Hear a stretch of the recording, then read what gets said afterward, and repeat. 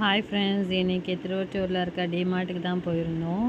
அங்கே ஷாப்பிங் போனோம். நான் ஆஃபீஸ்லேருந்து ஸ்ட்ரெயிட்டாக போயிட்டேன். என் தங்கச்சி அதுக்குள்ளே பாதி ட்ராலி ஃபில் பண்ணிட்டா.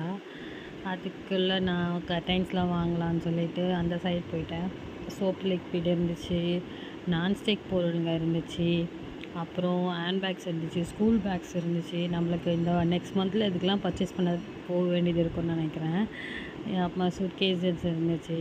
அப்படியே ஸ்ட்ரெயிட்டாக நான் எங்கே போனேன்னா, நம்ம அந்த ஃப்ரிட்ஜ் ஐட்டத்துக்கு போகலாம். பன்னீர், சீஸு, ரொம்ப ஃபேவரட் ஐட்டம்ஸ் அதெல்லாம். ஸோ அதுக்கு போயிட்டு அப்புறம் ஃப்ரோசன் ஃபுட்ஸ் இருந்துச்சு, மேட்டு, அதுக்கப்புறம் பில்லோஸு எல்லாமே இருந்துச்சு. நல்லா இருந்துச்சு. அஃபோர்டபுள் ப்ரைஸில் தான் இருந்துச்சு.